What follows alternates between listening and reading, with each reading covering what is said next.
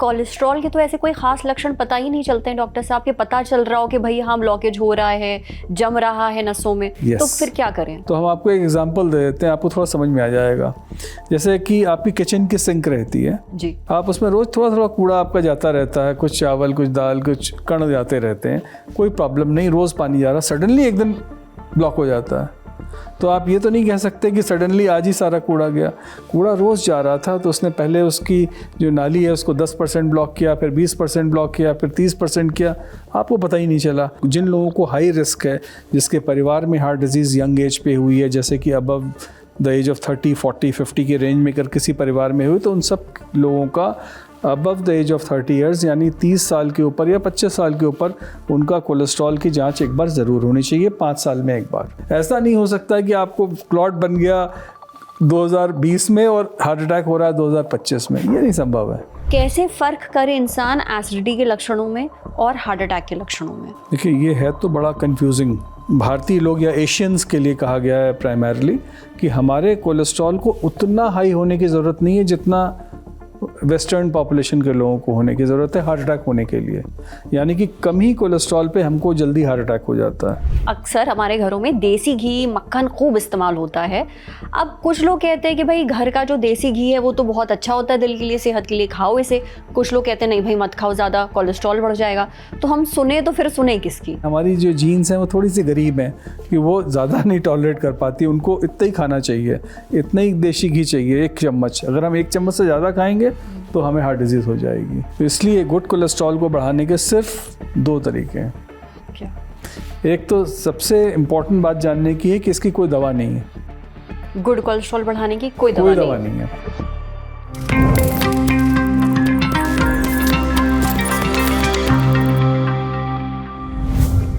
आज का ये इंटरव्यू एकदम खास है, पता है क्यों?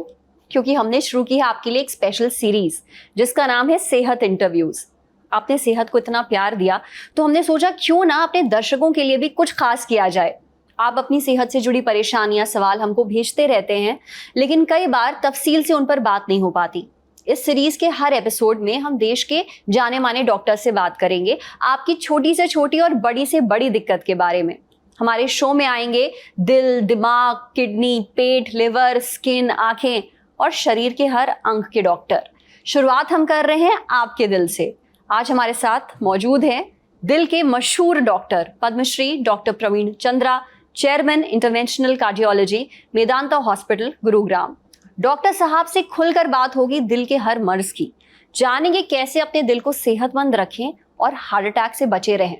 डॉक्टर प्रवीण, आपका बहुत बहुत स्वागत है ललन टॉप पर। शुक्रिया हमसे बात करने के लिए। अच्छा। इससे पहले मैं अपना पहला सवाल आपसे पूछूं, मेरे पास कुछ डेटा है जो मैं अपने दर्शकों को भी बताना चाहूँगी और आपकी नज़र में भी लाना चाहूँगी। 2022 में नेशनल क्राइम रिकॉर्ड्स ब्यूरो यानी एनसीआरबी ने हिंदुस्तान में हार्ट अटैक से होने वाली मौतों के आंकड़े जुटाए थे, डेटा कलेक्ट किया था। अब इसके मुताबिक हार्ट अटैक से होने वाली 70% मौतें 30 से 60 साल के एज ग्रुप में होती हैं और साल 2022 में हार्ट अटैक से 32,457 मौतें हुई, जो पिछले साल से 12.5% ज़्यादा थी। अब ये जो पूरा है ये तो डेटा है 2022 तक का रिकॉर्डेड। अब मैं आती हूँ अपने सवाल पर, अपने मुद्दे पर। आप भी खबरों पर लगातार ये देख रहे होंगे, सुन रहे होंगे कि अचानक हमारे देश में जो हार्ट अटैक के मामले हैं ये बढ़े हैं और ये कोविड के बाद हुआ है। तो ऐसा क्यों हो रहा है? क्या इसका कोविड और कोविड वैक्सीन से कोई लेना देना है?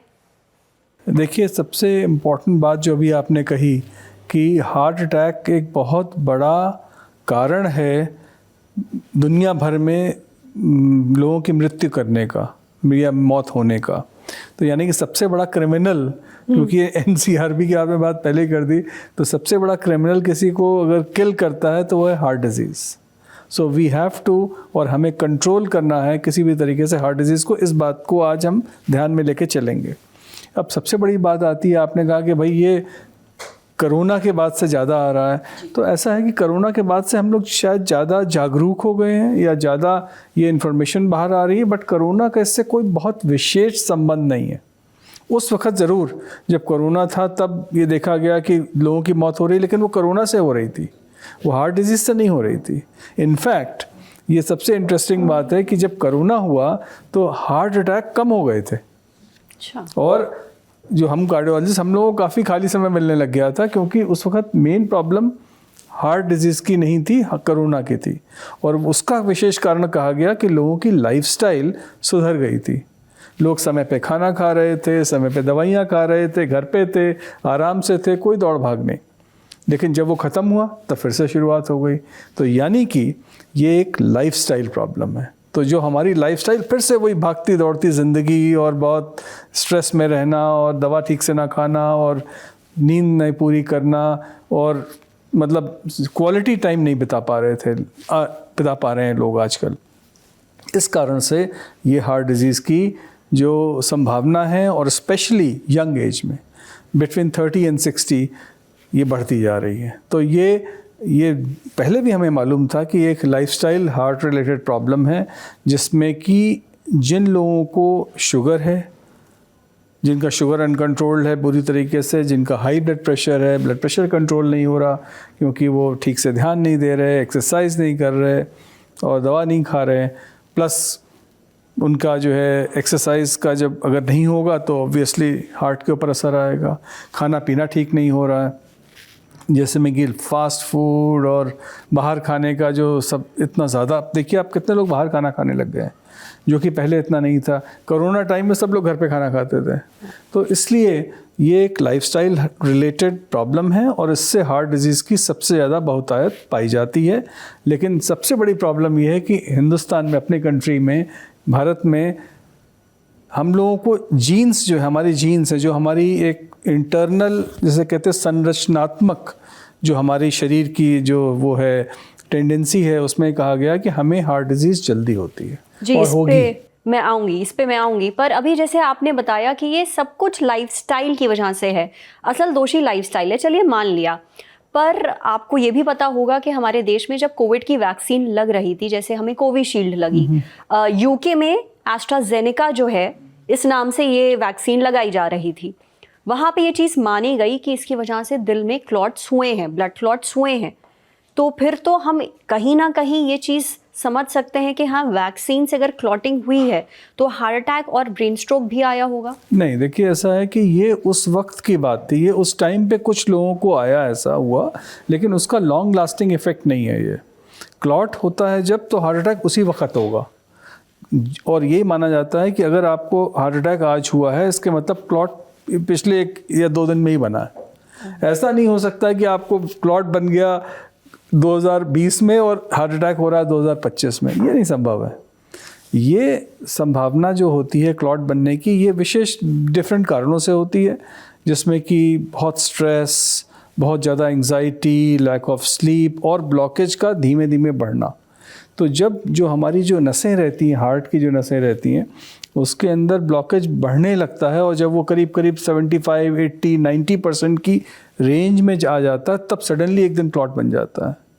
तो हम आपको एक एग्जांपल दे देते हैं, आपको थोड़ा समझ में आ जाएगा। जैसे कि आपकी किचन की सिंक रहती है जी। आप उसमें रोज़ थोड़ा थोड़ा कूड़ा आपका जाता रहता है, कुछ चावल, कुछ दाल, कुछ कण जाते रहते हैं, कोई प्रॉब्लम नहीं, रोज़ पानी जा रहा, सडनली एक दिन ब्लॉक हो जाता है। तो आप ये तो नहीं कह सकते कि सडनली आज ही सारा कूड़ा गया। कूड़ा रोज़ जा रहा था, तो उसने पहले उसकी जो नाली है उसको 10% ब्लॉक किया, फिर 20% ब्लॉक किया, फिर 30% किया, आपको पता ही नहीं चला। आप रोज़ अपना आराम से आपने बर्तन धोए, साफ ख़त्म। लेकिन सडनली एक दिन ब्लॉक हो गया, यानी कि सिर्फ एक कण ने उसको ब्लॉक कर दिया। यानी कि जब वो 90% ब्लॉक था, उस एक क्लॉट ने नस को ब्लॉक किया हार्ट की, और उससे अटैक हो जाता है।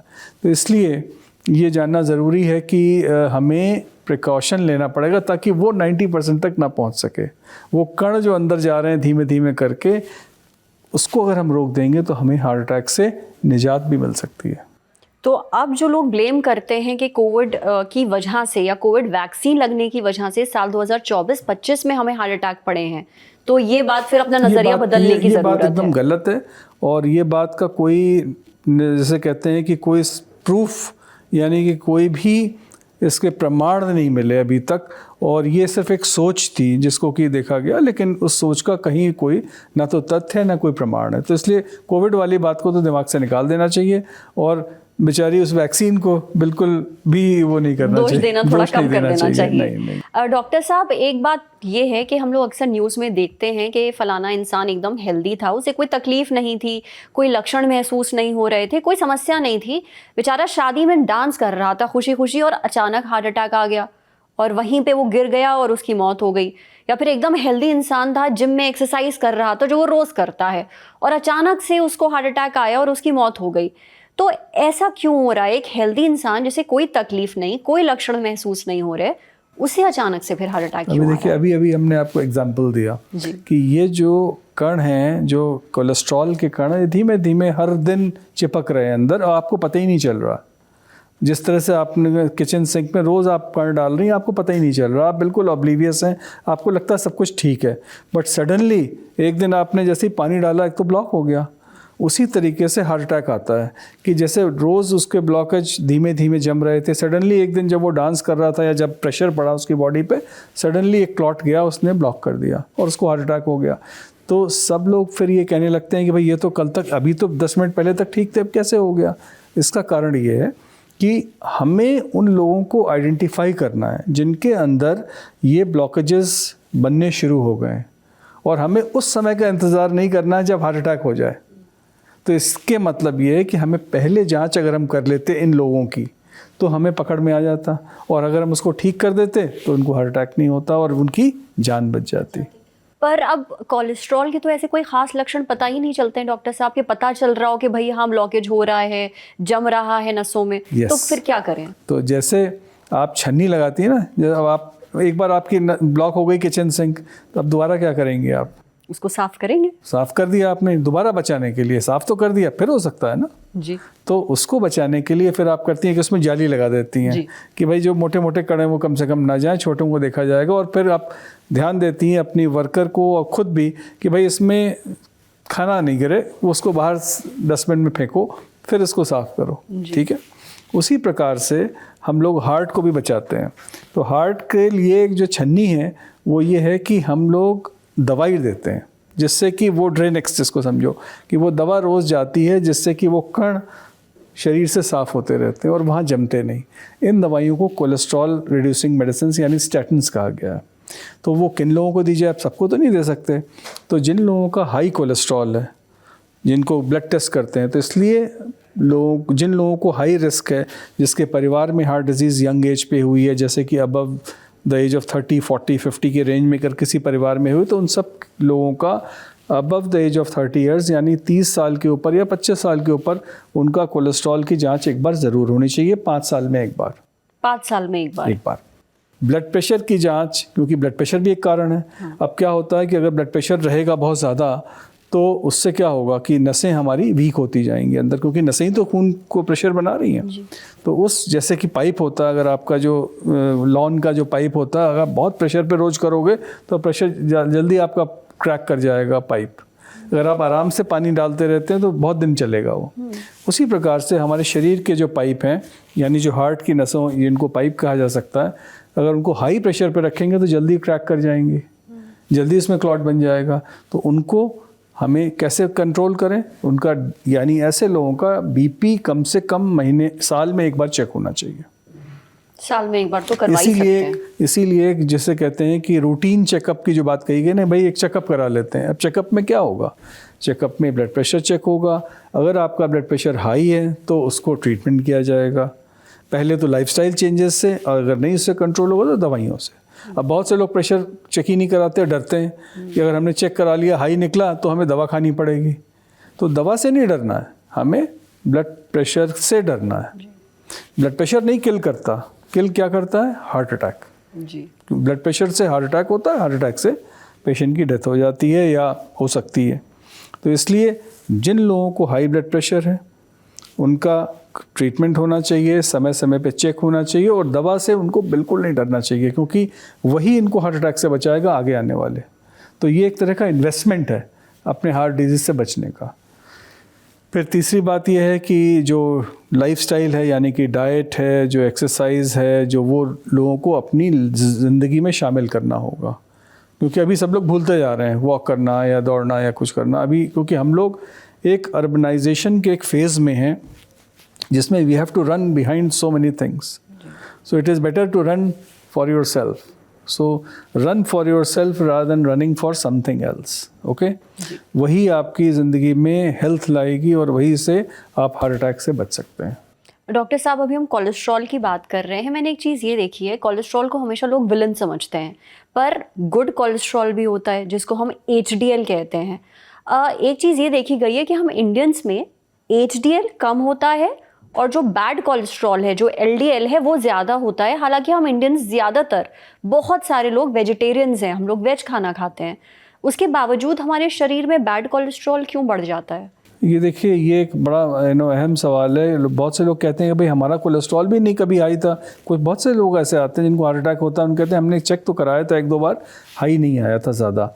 एक्चुअली क्या है कि जैसा हमने बताया कि हम भारतीय लोग या एशियंस के लिए कहा गया है प्राइमरली कि हमारे कोलेस्ट्रॉल को उतना हाई होने की ज़रूरत नहीं है जितना वेस्टर्न पॉपुलेशन के लोगों को होने की ज़रूरत है हार्ट अटैक होने के लिए.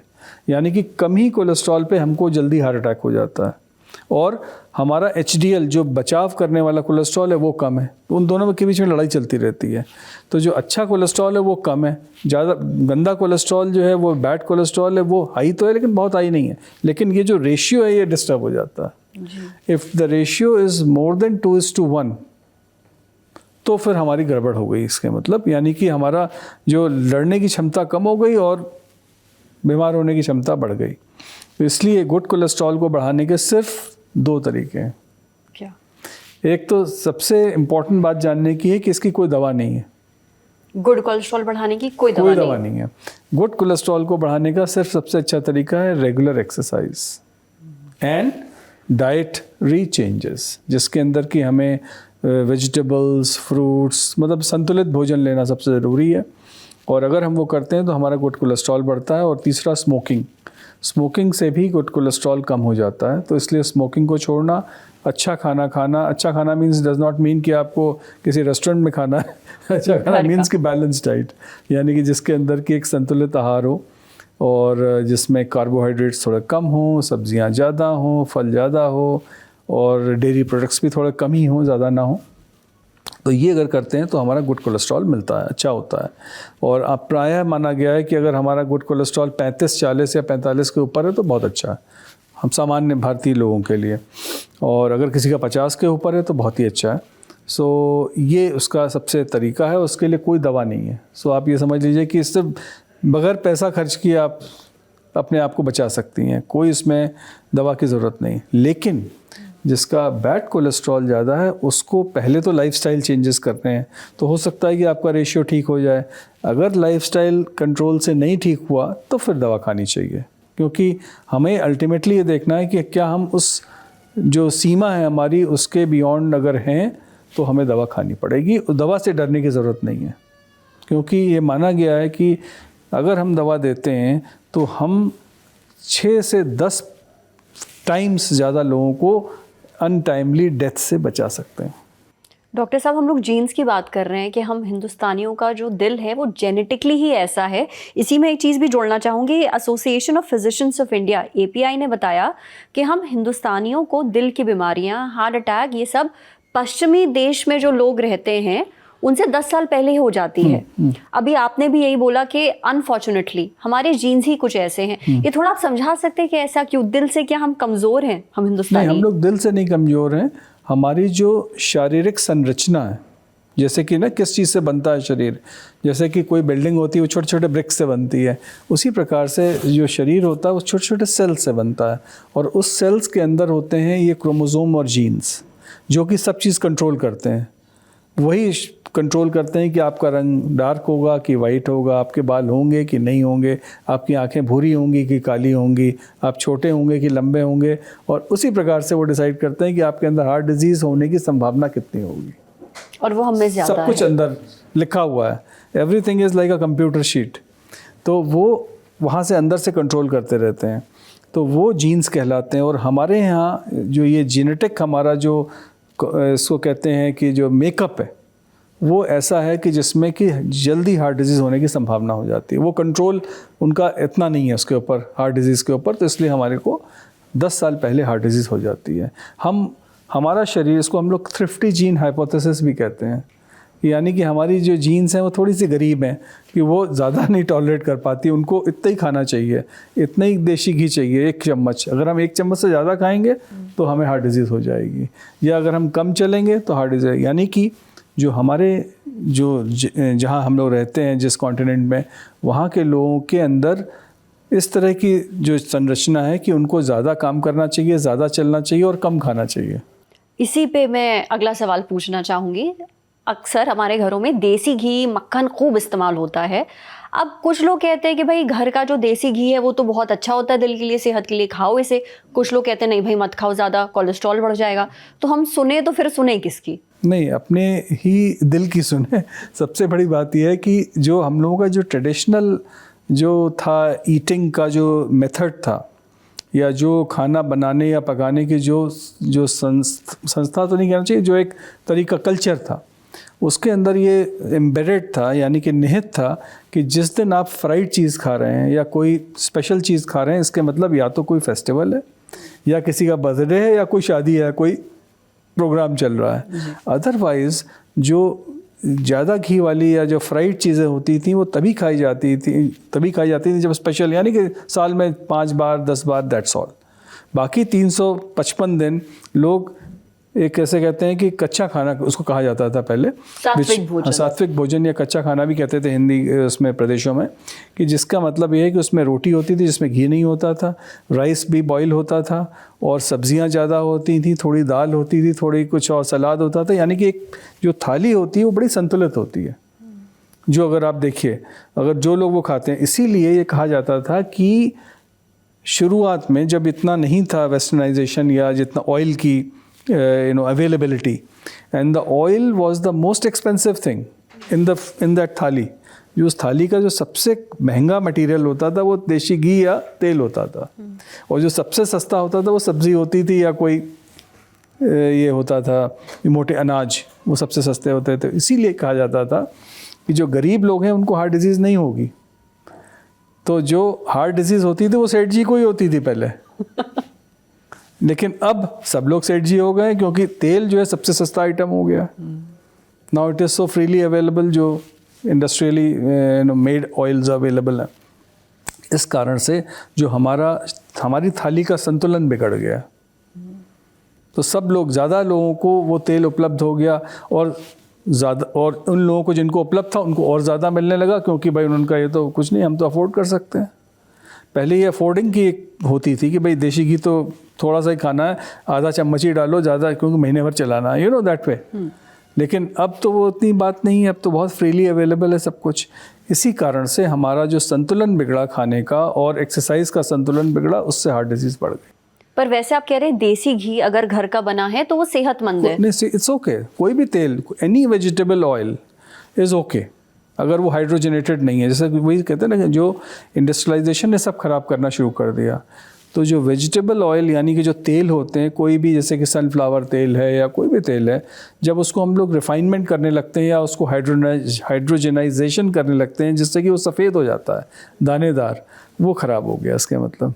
तो जल्दी से 2 चीज़ें बता दीजिए। एक तो दिन में कितना घी खा सकते हैं दिन भर में? देखिए, दिन भर के अंदर अगर हम आम भाषा में बोलें तो मेरा कहना है कि 1 से 2 चम्मच तक आप ऑयल ले सकते हैं, जिसमें कि 1 चम्मच आप देशी घी भी ले सकते हैं, 1 चम्मच वो ले लीजिए, 2 चम्मच हो गया आपका, ठीक है। तो इस तरह से आप उसको डिवाइड कर सकते हैं। ऐसा नहीं है कि देशी घी इज़ द विलन, ऐसा नहीं है। ना ही ये है कि भाई वो बहुत अच्छा तेल है कि आप वो कोई फैंसी तेल ऑलिव ऑयल में ही खाना बनाएंगे, ऐसा कोई ज़रूरी नहीं है। तो इसलिए जो एनिमल ऑयल्स हैं उसको बल्कि ख़राब माना गया है, जैसे कि जो चर्बी वगैरह से बनते हैं, वो हम लोग कहते हैं कि वो ज़्यादा नहीं खाना चाहिए, क्योंकि उसमें बहुत ज़्यादा मात्रा होती है सैचुरेटेड फैट्स की, और उसके अंदर एलडीएल बढ़ाने की क्षमता बहुत ज़्यादा होती है। तो इसलिए जो है आप तेल भी जो खाइए वो वेजिटेबल सोर्स का खाइए, और देशी घी भी अगर आप खा रहे हैं तो आप खा सकते हैं, बट लिमिटेड क्वांटिटी में खाइए। तो पर बतौर डॉक्टर अगर आप बता सके कि मस्टर्ड ऑयल, सनफ्लावर ऑयल, कौन सा तेल खाना बनाने के लिए रोज़मर्रा की ज़िंदगी में जो घर में खाना बन रहा है, कौन सा बेहतर होगा? देखिए, हम लोगों की जो हम इस तरीके से इसको थोड़ा सा लोकलाइज भी कर देते हैं इस बात को, क्योंकि हम ये नहीं कहेंगे कि भाई ऑलिव ऑयल सबसे अच्छी चीज़ है और इतना महंगा होता है अपने देश में ऑलिव ऑयल, तो हम उसको प्रिस्क्राइब करने की ज़रूरत नहीं है। अगर हम कोई भी वेजिटेबल ऑयल जो कि सस्ता है और सही सोर्स से आया है उसको लेना चाहिए। अगर सनफ्लावर ऑयल मिल रहा है वो भी ठीक है, या अगर आपको ये मिल रहा है कोई भी वेजिटेबल ऑयल जिसमें कि हाइड्रोजनाइजेशन नहीं हुआ है, यानी कि वो तरल है, एकदम येलो कलर का है, वो सही है। और मस्टर्ड ऑयल हम कहेंगे बहुत ही अच्छा है, क्योंकि हम लोगों के 50% जो इंडियन फूड पैलेट है या इंडियन फूड प्लेट है उसके अंदर 50% इस्तेमाल होता है मस्टर्ड ऑयल का, बाकी चीज़ों के लिए इस्तेमाल होता है। और ये एक बहुत ही बड़ा cultural, I think it is a scientific thing, जिसकी बेसिस पे कभी ये बना था अपने यहाँ कि ये सब्ज़ी मस्टर्ड ऑयल में बनेगी, ये फलां में इसमें बनेगी, तो which is a very good thing. हमें उसके लिए कोई मिक्स नहीं करना। बहुत से लोग ये भी करते हैं घर में कि कई सारे तेल ले आए, उनको मिक्स कर दिया, उससे मिक्स करके खा रहे हैं, भाई हम बहुत हेल्दी खा रहे हैं, इसकी ज़रूरत नहीं। जो हम लोगों का कल्चरल जो बैकग्राउंड है उसमें यह है कि ये पर्टिकुलर डिशेस जो हैं आप बनाएंगे मस्टर्ड ऑयल में, ये बनाएंगे रिफाइंड ऑयल में, ये बनाएंगे देसी घी में, विच इज़ फाइन। उससे क्या होता है, अपने आप मिक्स हो जाता है सब कुछ, and then all the mixing happens inside. जी, इसको एक बहुत ही इंटरेस्टिंग वर्ड है इसके लिए, इसको जापान में कहते हैं Ikigai, that it's the food Ikigai, which means कि आपकी सारी मिक्सिंग यहाँ हो रही है in the body. Refined oils तो पर नुकसानदेह माने जाते हैं डॉक्टर, थोड़ा दूर रहने के लिए। वही मैंने कहा कि जो रिफाइंड ऑयल्स जो तरल पदार्थ में जो कि लिक्विड है, फ्लोइंग है, जो जमे हुए हैं या जो वाइट हो गए वो हाइड्रोजनाइजेशन हो गया उनका, वो सही नहीं है। ओके डॉक्टर साहब, चलिए हमने ये तो समझ लिया बहुत ज़्यादा फ्राइड खाना और ये जो रिफाइंड तेल है ये सब नुकसानदेह हैं, जंक फूड नहीं खाना चाहिए। पर खाने की कुछ चीज़ें तो ऐसी भी होती हैं जो दिल के लिए बहुत फ़ायदेमंद हैं, दिल को सेहतमंद रखती हैं। अगर आप ये बता दें कि हम अपने ब्रेकफास्ट में, लंच में, डिनर में ऐसी क्या चीज़ें शामिल कर सकते हैं जिनसे हमारा दिल सेहतमंद रहता है? देखिए ऐसा है कि जो आम तौर पे इसको कहते हैं हम लोग फूड पिरामिड, इसमें आप किसी भी टाइम पे कोई चीज़ें कर सकते हैं, बट ओवरऑल ये माना गया है कि अगर आप अपने टोटल पर डे जो आपका कंजम्पशन है, जो खाना खा रहे हैं आप, उसमें अगर वेजिटेबल्स एंड फ्रूट्स को सबसे ज़्यादा कर लें in the terms of weight और अमाउंट और व्हाटएवर जो कहना चाहें। दूसरा ये है कि जो ये हैं आपके सीरियल्स हैं उनको कम कर दें। नट्स जैसे कि सीरियल्स क्या, अनाज की बात कर रहे हैं आप? हाँ, सीरियल्स का मतलब अनाज है, उनको कम करना है और मोटे अनाज को खाना बेटर है। मोटे अनाज जैसे कि मिलेट्स है, ज्वार, बाजरा, इस तरह के अनाजों को मिक्स करके। तो जैसे कि अगर आप रोटी बना रही हैं, मान लीजिए कि उसको एक होती मैदे की एकदम सफ़ेद रोटी, एक होती है जो कि सारे मिक्स करके थोड़ी सी ब्राउनिश हो जाती है, या चने का आटा मिला लीजिए। इस तरह से करने से आपका जो उसका कंटेंट है इट विल बिकम बेटर, और प्रोटीन इंटेक हो जाएगा। और हम लोगों के यहाँ ये भी देखा गया है कि आम तौर पे इंडियन उसमें प्लेट में प्रोटीन थोड़ा कम हो जाता है, बिकॉज़ बहुत से लोग वेजिटेरियन होते हैं। तो उसके लिए जैसे कि दाल है, चना है, राजमा, इस तरह की चीज़ों को ज़्यादा ऐड कर लेना चाहिए ताकि कम से कम प्रोटीन मिले। और दूसरा जो नॉन एनिमल सोर्स का प्रोटीन है, जैसे सोया है या पनीर है, ये सब भी ऐड कर सकते हैं उसके अंदर। एंड अगर नट्स जो लोग अफोर्ड कर सकते हैं वो नट्स ले लें, ज़रूर ले लेना चाहिए। और उसके अंदर जो भी सीज़न का है, जैसे ज़रूरी नहीं कि आप बहुत एक्सपेंसिव कोई मंगा रहे हैं बाहर से, जो भी आपको लोकली अवेलेबल है वो लेना चाहिए। फलों में भी जो लोकली सीजनल फ्रूट है वो लेना चाहिए।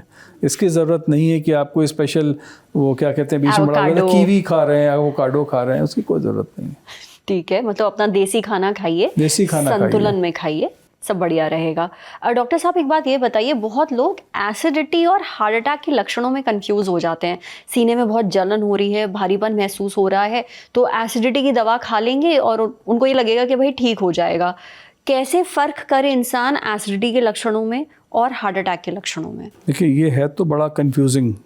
आपको बता दें कि बहुत से बार लोग धोखा खा जाते हैं, इवन डॉक्टर्स भी जिनको कई बार हार्ट अटैक हुए हैं वो भी धोखा खा जाते हैं। लेकिन मेन चीज़ सबसे बड़ी जानने की ये है कि अगर किसी को एसिडिटी हो रही है, जो कि आम जो मेजर्स हैं, जैसे कि आपने ठंडा पानी पी लिया या ठंडा दूध पी लिया या आपने कोई डाइजीन वगैरह खा ली, उससे भी नहीं ठीक हो रहा है in the next half an hour और सो, इसके मतलब कि थोड़ा सस्पिशन हो जाना चाहिए कि भाई हार्ट अटैक हो सकता है, हार्ट की प्रॉब्लम हो सकती है। स्पेशली अगर किसी को डायबिटीज़ है, किसी को हाई ब्लड प्रेशर है, कोई स्मोकर है, उसकी age above the age of 45-50 years है और उसके परिवार में हार्ट डिजीज़ कई लोगों को हो चुकी है, तो फिर इसका सस्पेशन बढ़ जाना चाहिए। अब किसी 20-25 साल के यंग लड़के को अगर हो रही है एसिडिटी और उसको तुरंत हमें ये नहीं सोचना चाहिए कि उसको हार्ट अटैक हो गया। जैसे बहुत सारे कई बार बच्चे भी आते हैं हमारे पास कि हमको बहुत ज़्यादा हो रहा है, एंड देन वी फाइंड कि उनको थोड़ी एंग्जाइटी ज़्यादा है।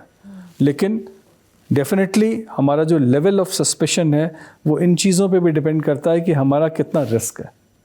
तो जिन लोगों का रिस्क ज़्यादा है उनको जल्दी सस्पेक्ट करना है, जिनका रिस्क कम है उनको कम सस्पेक्ट करना है। But definitely you are right कि acidity is a thing which should not be ignored. जी, ये नहीं कि किसी को एसिडिटी होती जा रही है, मान लो कोई आपके ऑफिस में ही काम कर रहा है, अब रोज़ आ रहा है यार मेरे को एसिडिटी हो जाती है, एसिडिटी हो जाती है, he should get it check, उसको चेकअप करा लेना चाहिए so that you are safe. Doctor साहब, बहुत सारे डॉक्टर्स अब ये सलाह भी देने लगे हैं कि इमरजेंसी में कुछ दवाएं अपनी जेब में रखें, घर पे रखें, कि भाई अगर आपको हार्ट अटैक के लक्षण महसूस हो रहे हैं और आप रिस्क फैक्टर है कुछ आपके साथ कि परिवार में हार्ट अटैक की हिस्ट्री रही है, बीपी हाई है, कोलेस्ट्रॉल हाई है, और तब आपको अगर हार्ट अटैक के लक्षण महसूस हो रहे हैं, सीने में दर्द, भारीपन, जलन, घबराहट, तो तुरंत आप ये कुछ दवाइयाँ ले लें और फिर आप तुरंत अस्पताल जाएं, डॉक्टर को दिखाएं, है ना? देखिए ऐसा है कि इतनी एंग्जाइटी रखने की ज़रूरत नहीं है, ना ही कोई दवा जेब में रखने की ज़रूरत है।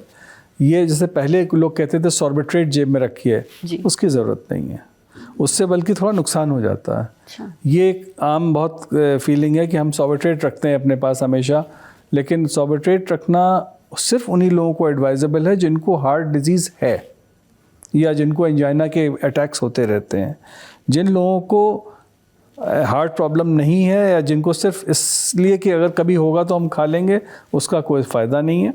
हाँ, ये ज़रूर है कि जिन लोगों को अगर मान लो हार्ट अटैक के पहले सिम्टम्स होते हैं तो कौन सी दवा लेनी चाहिए, वो है एस्पिरिन और एक कोलेस्ट्रॉल वाली जो गोली हमने अभी आपको बताई स्टैटिन्स की, ये अगर गोली अवेलेबल है घर में तो ले लीजिए, नहीं तो नियरेस्ट पॉसिबल जिससे भी केमिस्ट से या हॉस्पिटल में जा कर के भी दे देते हैं सब लोग। तो इसलिए वो first medicine to be taken is aspirin, जो कि च्यूएबल एस्पिरिन, यानी कि इसको चबा भी सकते हैं, डिस्प्रिन के नाम से भी आती, कई नामों से आती है। उसको चबा के पानी पी लें, और स्टैटिन्स की गोली, कोलेस्ट्रॉल कम करने वाली गोली भी इमीडिएटली खा लें। तो पहले कच्चा चबाना और फिर पानी पीना है? पी लें, हाँ। अच्छा, एस्पिरिन की गोली। जी। चलिए ये तो दवाई ऐसी है जो लोग अपने पास रख लें जस्ट इन केस अगर वो रिस्क फैक्टर है उनके साथ। हम फिर भी ऐसे हम भी यही कहेंगे रखना, अब कितने लोग आप जेब में रखवाएंगे एस्पिरिन। बेटर ये है कि मतलब थोड़ा सचेत रहें, थोड़ा कॉन्शियस रहें इस बात से, दैट्स ऑल, कि हमें ये दवा चाहिए हो सकती है। और अगर जिन लोगों के घर के अंदर बहुत हाई रिस्क है या बहुत उसको शुगर भी है, पेशेंट को डायबिटीज़ भी है, हाई ब्लड प्रेशर भी है और स्मोकर भी हैं, कोलेस्ट्रॉल भी हाई है, तो डेफिनेटली रख लो भाई जेब में। लेकिन जिनको ये सब नहीं है उनको रखने की ज़रूरत नहीं, मतलब ज़्यादा चिंता भी मत करिए। इतनी चिंता नहीं करनी है। सबसे बड़ी बात यही है कि स्ट्रेस भी एक बहुत बड़ा फैक्टर है हार्ट डिजीज़ को करने में। जैसे फिल्मों में नहीं देखा आपने कभी, जैसे बहुत कोई ख़तरनाक न्यूज़ आती है या कुछ मोमेंट ऑफ ग्रीफ होता है तो सडनली दूसरा आदमी एकदम कोलैप्स होकर गिर जाता है, वो हो सकता है। उसको कहते हैं स्ट्रेस इंड्यूस्ड, इसको कहा गया है हार्ट अटैक, और इसको एक और इसका नाम भी दिया गया था, इसको कहते हैं मतलब टाकासुबो डिजीज़ भी, कई सारे नामों से इसको कहा गया। तो ये इसलिए जो है इसको कंट्रोल करना बहुत ज़रूरी है। तभी ये कहते नहीं है कि अगर किसी के यहाँ कोई बहुत ज़्यादा ख़राब न्यूज़ है तो उसको ऐसे मत बताओ, उसका हार्ट कमज़ोर है, उसको थोड़ा आराम से बताओ, क्योंकि सडनली प्रॉब्लम एकदम से हो जाती है। तो इसलिए stress is one factor which should be controlled. ये एक वाक़या हुआ था जिसमें एक लड़का था, बच्चा था, वो लिफ्ट में फंस गया था एक सोसाइटी की बिल्डिंग में, और वो अपने पापा को बुला रहा था। पापा बहुत परेशान हो गए, वो भाग दौड़ कर रहे थे कि कैसे लिफ्ट रुक गई थी, अटक गई थी, तो बच्चे को निकालें बाहर। इस दौरान उनको हार्ट अटैक आ गया और उनकी मौत हो गई। तो मतलब यह ऐसा हो सकता है कि अचानक से अगर कोई बुरी खबर आपको मिल रही है, आप घबरा गए हैं, तो आपको हार्ट अटैक आ जाए, हो सकता है। इसलिए ऐसे में कंट्रोल करके बताते हैं या उसको बैठा देते हैं, पानी दे देते हैं, थोड़ा मतलब कंट्रोल एनवायरनमेंट पैदा करते हैं। और अब मेरे को एकदम से याद आ गया, उसका नाम है broken heart syndrome. Broken heart syndrome. Broken heart syndrome का मतलब होता है दिल टूट जाना। तो दिल टूटने में कुछ भी हो सकता है, चाहे किसी कारण से भी हो, तो इसलिए जो है दिल टूटने को बचाना चाहिए। डॉक्टर साहब, मैंने ये सुना है कि जो डायबिटिक पेशेंट्स होते हैं, जो महिलाएं होती हैं, उनमें बहुत ही ट्रेडिशनल जो हार्ट अटैक के सिम्टम्स जो हम कहते हैं कि सीने में दर्द होना, वो महसूस नहीं होता है उनको, उनके लक्षण अलग होते हैं। क्या आप ये बता सकते हैं हमारे ऑडियंस को, जो महिलाएं हैं, क्योंकि एक तो लोगों को लगता है कि औरतों को तो हार्ट अटैक ही नहीं पड़ते, which I am sure is not correct, पड़ते तो होंगे ही, और डायबिटीज़ के पेशेंट्स को दर्द नहीं होता। तो अगर आप लक्षण बता सकें कि हमारे ऑडियंस इन पे नज़र रखें। क्या देखो, 2-3 बातें आपकी हैं। ये एक तो डायबिटीज़ वाली जो बात है, ये चाहे पुरुष हों या महिला हों, उनको डायबिटीज़ अगर है तो हार्ट अटैक हो जाता है, पता नहीं चलता। इसको कहते हैं साइलेंट हार्ट अटैक। अब साइलेंट हार्ट अटैक कैसे पकड़ा जाए, क्या उसके कुछ सिम्टम्स हैं कि नहीं? तो जिन लोगों को बहुत ज़्यादा सांस सडनली फूलने लगे, या बहुत तेज़ पसीने, ठंडे पसीने आने लगे, या एकदम से घबराहट लगने लगे, या लगे कि सिंकिंग हो रही है, तो ये सारे सिम्टम्स साइलेंट हार्ट अटैक के हैं, जो कि डायबिटीज़ वाले पुरुष और महिलाएं दोनों में पाए जा सकते हैं। तो यानी कि ज़रूरी नहीं कि सीने में दर्द हो, ये सिम्टम्स भी हार्ट अटैक की तरफ संकेत भेजते हैं। तो ऐसे में हमें तुरंत डॉक्टर से संपर्क करना चाहिए, या नियरेस्ट किसी हॉस्पिटल में जाके ECG वगैरह कराना चाहिए। तो इससे साइलेंट हार्ट अटैक से बच सकते हैं। दूसरी बात आई महिलाओं की। अब महिलाओं के अंदर और प्रॉब्लम कि भाई महिलाओं को एक तो अगर डायबिटीज़ हो जाए तब तो बिल्कुल ही सिम्टम नहीं आते, और वैसे भी महिलाएं ज़्यादा स्ट्रांग होती हैं, उनको सिम्टम पता ही नहीं चलते जल्दी। और स्पेशली ये नेचर है, देखिए नेचर ने महिलाओं को एक प्रोटेक्शन दिया, natural protection, till the age of 45-50 years, यानी कि जब तक वो when they are in the menstrual age group, तब तक उनको हार्ट डिजीज़ होने की संभावना बहुत कम हो जाती है, क्योंकि हार्मोन्स उनके अंदर ऐसे होते हैं जो कि हार्ट डिजीज़ को नहीं होने देते।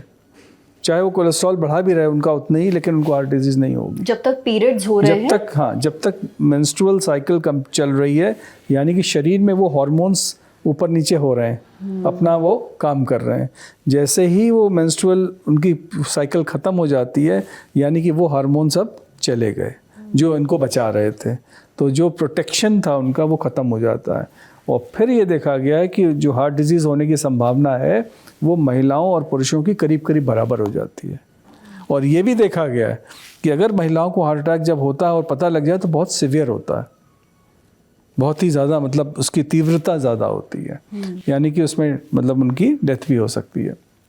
तो इसलिए महिलाओं को भी अपना ख्याल रखना चाहिए, और उनका भी समय समय पर चेकअप होना चाहिए। सिर्फ पुरुषों का ही नहीं होना चाहिए, चेकअप उनका भी होना चाहिए। और डॉक्टर साहब, चलिए अपने हार्ट अटैक के बारे में तो काफ़ी बात करी है, आप रोज़ बहुत सारे पेशेंट्स देखते हैं, आपके पास लोग अलग अलग तरह की हार्ट की बीमारियां लेके आते हैं। आप ये बता सकते हैं पिछले कुछ समय में आपको क्या लगता है हिंदुस्तान में दिल की कौन कौन सी बीमारियां हैं जो बहुत बढ़ गई हैं, बहुत आम हो गई हैं? हार्ट अटैक तो एक सबसे बड़ी बीमारी तो हार्ट अटैक है, यानी कि करीब करीब समझ लो कि आपके जो पेशेंट्स हम देखते हैं, करीब 70% पेशेंट्स यही हार्ट अटैक वाले ही होते हैं, जिनको कि नसों में ब्लॉकेजेस की वजह से या तो हार्ट अटैक होने वाला है, या हो चुका है, या होने की संभावना है। ठीक है, तो ये हो गए। तो ये पेशेंट्स हम लोग देखते हैं 70%। 30% पेशेंट्स वो होते हैं जिनको हार्ट की या तो रिदम की प्रॉब्लम आ गई, उनकी हार्ट बीटिंग कभी फ्लक्चुएट करने लगती है, कभी किसी किसी की स्लो हो जाती है, किसी की फास्ट हो जाती है। जैसे नॉर्मली हम लोगों की क्या हार्ट रेट होती है 70, रेस्टिंग हार्ट रेट। हाँ, रेस्टिंग हार्ट रेट 70 एवरेज रहती है, किसी की 60, किसी की 70, किसी की 80, बट किसी किसी की 30-40 भी हो जाती है, तब उसको पेसमेकर लगाना पड़ता है। या किसी किसी की बहुत ज़्यादा तेज़ चलने लगती है, 150-200, तो उसको फिर नए ट्रीटमेंट्स हम लोग करते हैं आजकल, जिसके अंदर कि एक वो ICD लगा देते हैं, या उसके अंदर एक एनर्जी दे देते हैं जिससे कि हार्ट बीटिंग वो हो जाए, रेगुलराइज हो जाए। इसको RFA ट्रीटमेंट बोलते हैं। तो ये तो हार्ट रेट वाली प्रॉब्लम हो गई, स्लो एंड फास्ट। दूसरी प्रॉब्लम होती है हार्ट के अंदर वेल्व्स होते हैं जी, 4 वेल्व्स होते हैं। इन 4 वेल्व्स में से एक मुख्य वेल्व जो 2 होते हैं, एक माइट्रल होता है, एक एओर्टिक उसका नाम है। तो ये दोनों वेल्व धीमे धीमे करके वीक होने लगते हैं। तो कभी कभी तो बचपन में ही शुरुआत हो जाती है इनकी, because of rheumatic heart disease, तो उनका बैलूनिंग एक काफ़ी मुख्य ट्रीटमेंट है। दूसरा ये है कि अगर बहुत ज़्यादा हो गया तो रिप्लेसमेंट यानी सर्जरी करनी पड़ती है, तो अंदर से ऑपरेशन से कट करके उसको वेल्व को रिप्लेस कर देते हैं।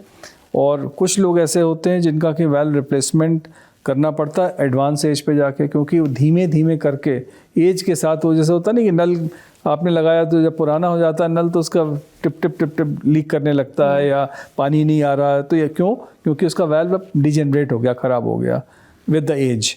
उसी प्रकार से हम लोगों के शरीर में भी यही होता है, एजिंग प्रोसेस, जिसकी वजह से वो वाल्व धीमे धीमे करके सिकुड़ जाते हैं, टाइट हो जाते हैं, लीक करने लगते हैं। तो उनको फिर हम लोग आजकल, पहले तो ऑपरेशन ही करते थे, लेकिन आजकल हम लोगों ने डेवलप किया है टेक्निक जिसमें विदाउट ऑपरेशन को वाल्व चेंज कर देते हैं। वाह।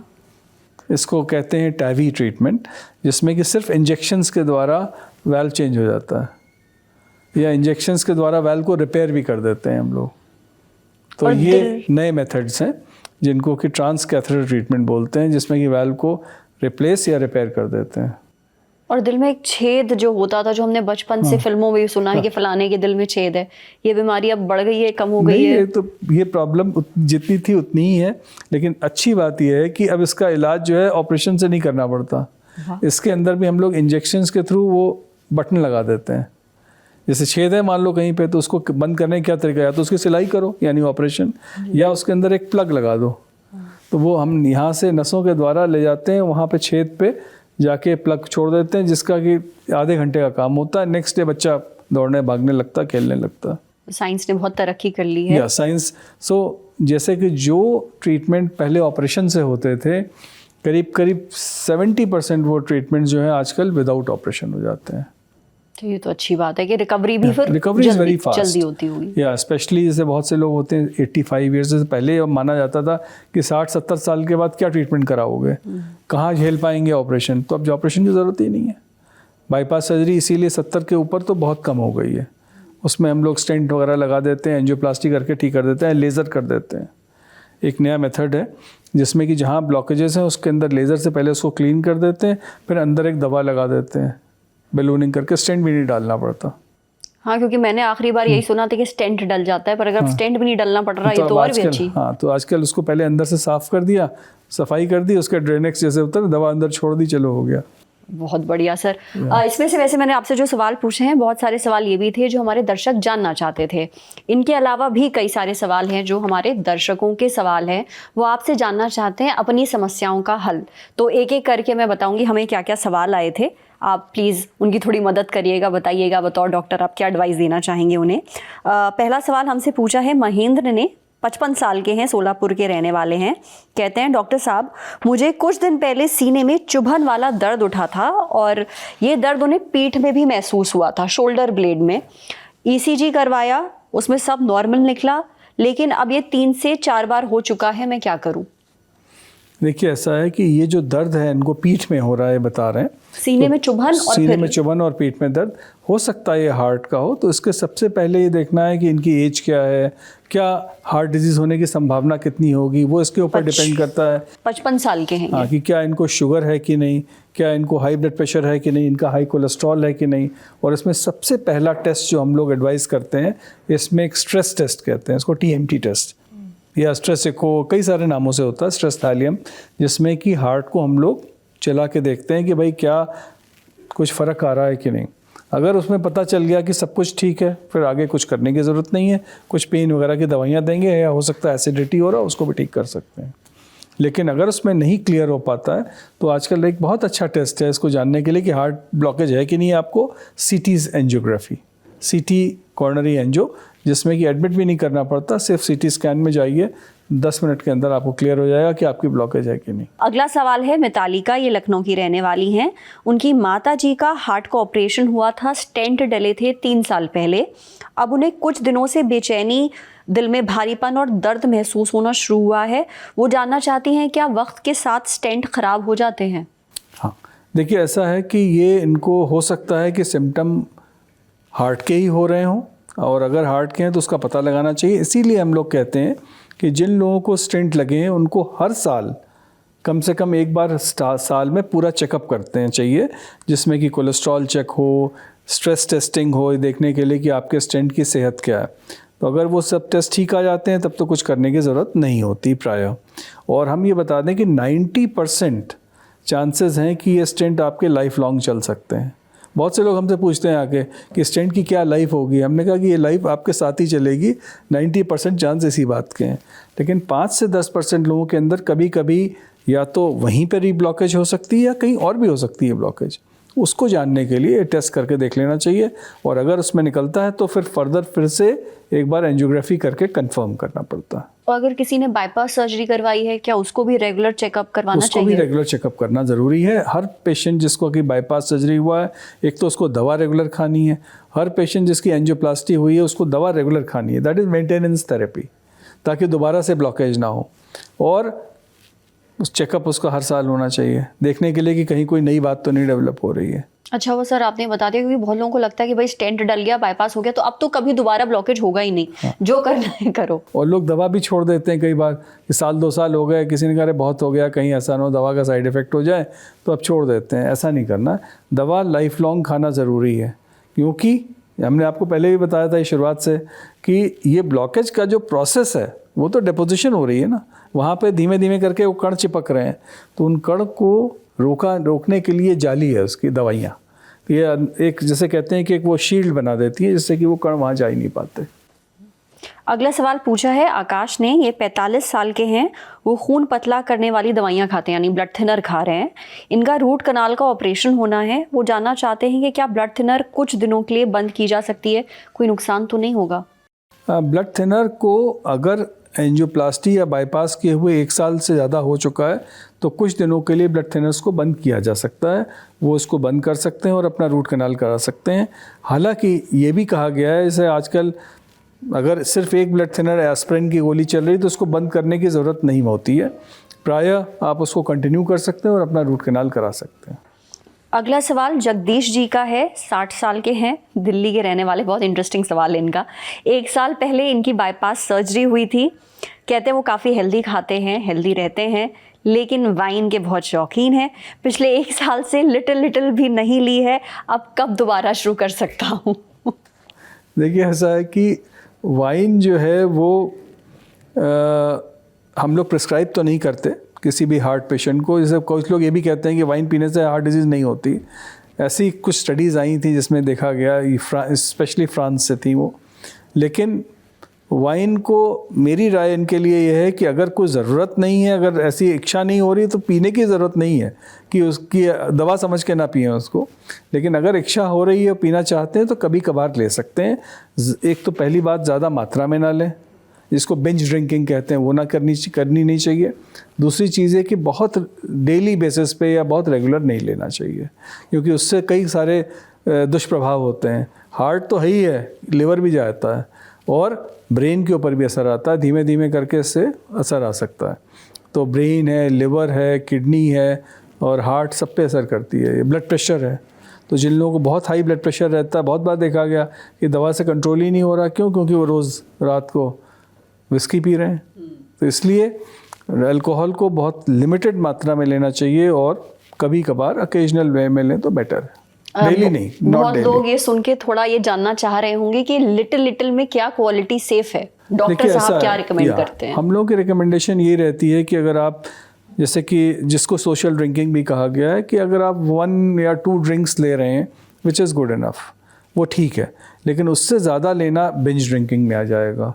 जैसे कि आप 100 ml, 200 ml या 300 ml तक ये प्योर अल्कोहल ले रहे हैं, जैसे कि ये विस्की है या इस तरह की है जो प्रूफ अल्कोहल्स होते हैं 40%, या जैसे कि बियर वगैरह है या कुछ और वाइन है, ये इनके अंदर मात्रा कम होती है अल्कोहल की, वो लिमिटेड क्वांटिटी में उसको भी लेना, चाहे उसमें कम है। लेकिन ये नहीं कि आप 10 बोतल बियर पी गए। बियर को तो बहुत लोग शराब मानते ही नहीं है, ये भी बात है। ऐसा नहीं है, beer is alcohol and it has to be treated like alcohol. उसका असर आता है लोगों के ऊपर, तो इसलिए उसमें 4% होती है जनरली। बट यहाँ पे इंडिया में बहुत स्ट्रॉन्ग बियर भी मिलती है, वो करीब 7 से 10% तक भी जा सकती है। तो इसलिए उसको ज़रा सा ध्यान रखें कि आप कौन सी वाली बियर पी रहे हैं, स्ट्रॉन्ग तो नहीं ले रहे हैं। पर सबसे ज़रूरी तो बात यही है कि भाई शराब से दूर ही रहें, क्योंकि हाँ, इसका कोई बेनिफिशियल ओवरऑल नेट कोई ऐसा नहीं है कि बहुत इससे फ़ायदे हो रहे हैं, सिर्फ नुकसान ही नुकसान है। अगर होगा तो नुकसान होगा। आखिरी सवाल डॉक्टर साहब, ये पूछा है नितिन जी ने, इंदौर के रहने वाले हैं।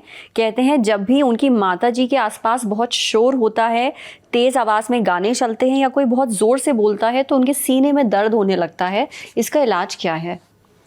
देखिए ऐसा है कि ये जो इनको सिम्टम हो रहे हैं, हो सकता है कि इनको एक तो थोड़ा उसकी वजह से साइकोलॉजिकल इम्पैक्ट पड़ता है, वो उनको अच्छा नहीं लगता है जिसकी वजह से ये लगता है।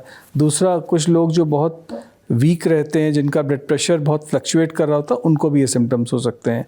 और ये भी है कि जिन लोगों का हार्ट वीक होता है, उनको कोई भी इस तरह का स्टिमुलस, चाहे वो साउंड का स्टिमुलस हो या कोई भी हो, वो उस पर असर डालता है। तो इसलिए उनको उससे दूर रखें थोड़ा, यही उसका इलाज है। और उनके कान बंद कर दें उस टाइम पे। या तीसरी बात यह है कि उनका ब्लड प्रेशर ज़रूर चेक कराएं। ऐसा तो नहीं कि उनका बीपी हाई रहता है उसकी वजह से ऐसा लग रहा है। तो उनकी हेल्थ को सुधारें इन जनरल, बीपी कंट्रोल करें, शुगर कंट्रोल करें, उनके डाइट को सही करें। Maybe she will tolerate it better. Thank you so much doctor Praveen, आपने हमें इतना समय दिया, इतनी जानकारी दी, इतने ज़रूरी सवालों के जवाब दिए। हमारे जो दर्शक हैं, उम्मीद है उनको बहुत काम की जानकारी मिली होगी। आपने हमसे जो सवाल पूछे थे उसके जवाब भी आपको मिल गए होंगे। अगर कुछ सवाल आपके बचे हैं, आप कमेंट बॉक्स पे हमसे ज़रूर पूछिएगा, हम पूरी कोशिश करेंगे आपको उनका जवाब देने की। देखते रहिए लल्लन टॉप। शुक्रिया।